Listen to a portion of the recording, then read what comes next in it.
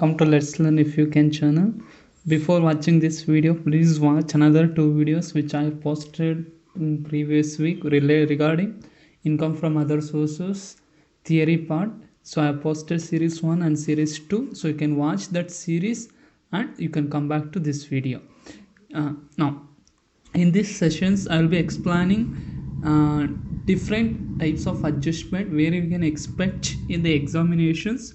So in this probably I'll be covering more than 30 adjustments. Okay, so if you know all these 30 adjustments, more than 30 adjustments, you can expect same questions in the examinations also. Okay, now before starting with this, you need to know certain exemptions like agricultural income which is earning in India, that is exempted, or any dividends received from UTI, it is exempted. So you need to know all these things before starting with this topic.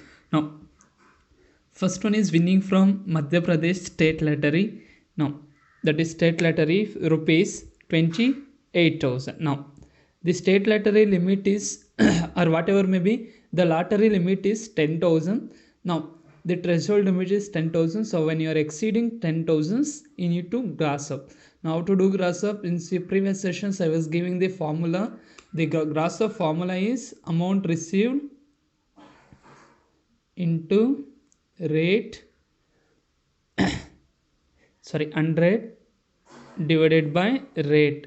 Now 100 minus rate.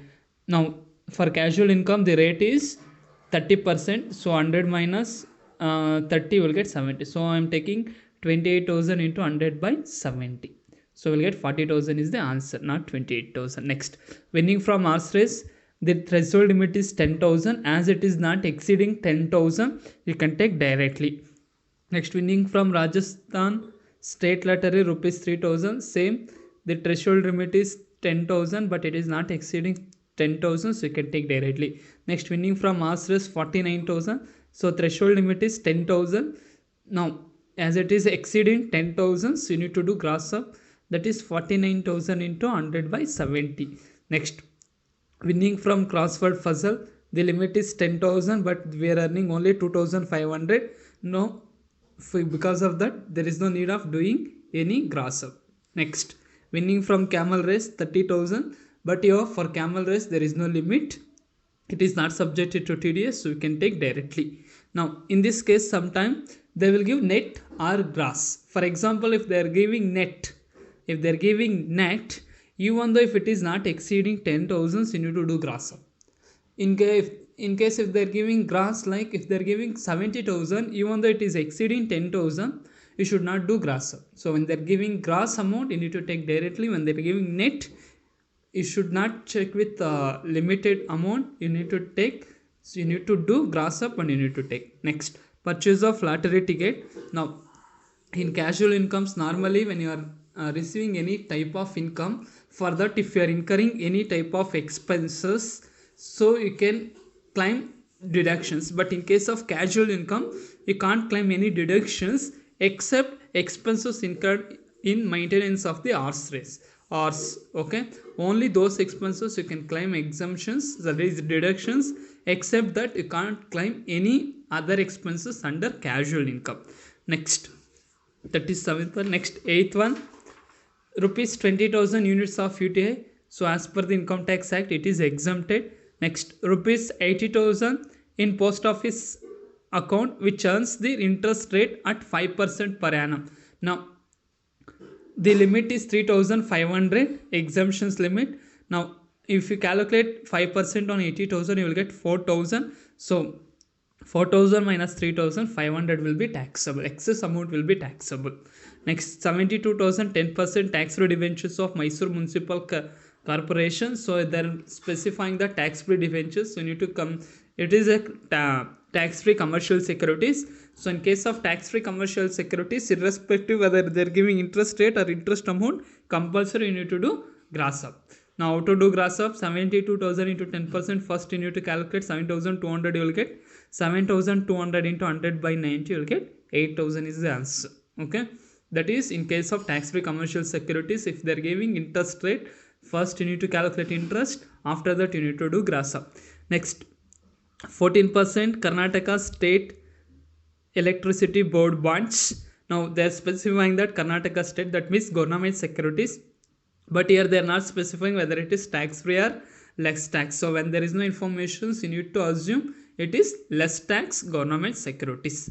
So less tax government securities. So in case of government securities, if it is tax free, fully exempted. In case of less tax, you can take directly. Now on 30,000, just calculate 14%, 4,200 you can take directly.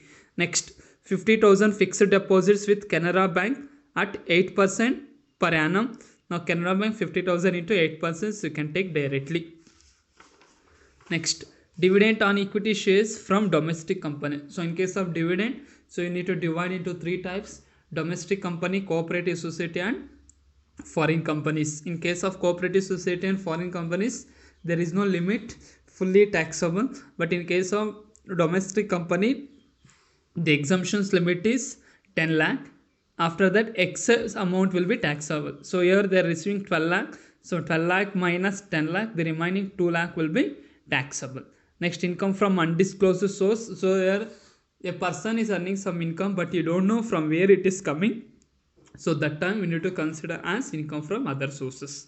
Now, important concept: income from letting hire of building and machinery under lease rupees 30,000, depreciations allowed on building and machinery rupees 2,000, fire insurance on building and machinery rupees 250. Not only this, royalty or subletting, whatever may be. So when you are earning any income, so you need to solve in this particular format. First you need to take that income received 30,000 minus any expenses incurred. So here they are incurring depreciations and fire insurance, so I am deducting, so the net amount will be taxable income.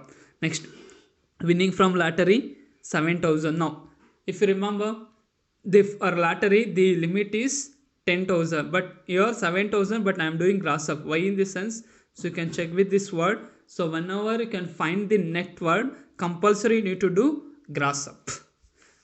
Okay. Next, insurance, sorry, income received from ground rent 6,000, take directly. Director sitting fees received, take directly. Interest on deposits under gold monetization scheme 2015, it is exempted as per Income Tax Act. Next, dividend received from cooperative society rupees 7,000. So for dividends received from cooperative society, there is no limit, fully taxable, so you can take directly. Next important concept, family pension received, where you can expect 14 marks questions, like including this you can get 14 marks question. Now there is a format. First you need to take pension received, how much they are receiving, 30,000 per annum. So next, less 1/3 of pension received, that is 30,000 into 1/3, 10,000 or 15,000, whichever is less. So whichever is less means 10,000. So 30,000 minus 10,000, so remaining amount 20,000 will be taxable income. Next, insurance commission received 23,500. So your threshold limit is 15,000. As it is exceeding threshold limited, you need to do gross up. Now for the insurance commission received, the TDS rate is 5%. So 100 minus 5, you will get 95. So 23,500 into 100 by 95, 24,737 is the taxable income. Next, Mr. X received as a royalty from a publisher for publishing his books, salary paid to clerk rupees 1,000, purchased books worth rupees 1,000 with regard to revision of the books. So as usual, so you need to follow some format: royalty received minus expenses incurred. So your expenses incurred is salary paid to clerk and purchased book. So 1,000 plus 1,000, 50,000 minus 2,000, 48,000 will be taxable amount. Received 4,000 as a remunerations from acting as a chief examiner. So here the salary which is receiving by any professor, it will be taxable under income from salary or income from profession. But the other than salary, whatever the income he is receiving, that will be taxable under income from other sources. Next, income from agricultural land in Bangladesh rupees 20,000. So taxable amount is 20,000. So here any agricultural income received in India, it is fully exempted. Next, Mr. Y is a member of parliament and received a salary of rupees 15,000 per month and DA of rupees 60,000 for attending various sessions, and he claims an amount rupees 15,000 as expenditures for maintenance of the office. So in case of MLA or MPs, that is the representatives of people, so their salary will be taxable under income from other sources rather than income from salary.